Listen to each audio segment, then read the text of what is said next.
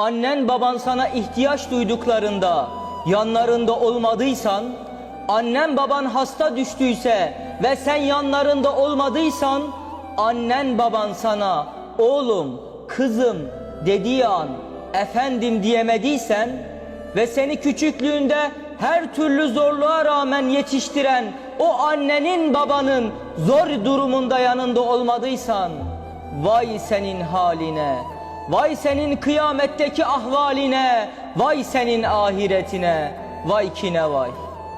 Her şeyin eskisi vardır, anne babanın eskisi yoktur.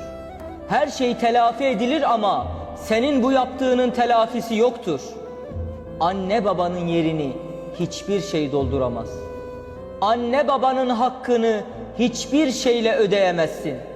Anne baba bir insanın ya cennetine vesile olur ya da cehennemine. Sen onları cennet anahtarı bil ve ona göre davran.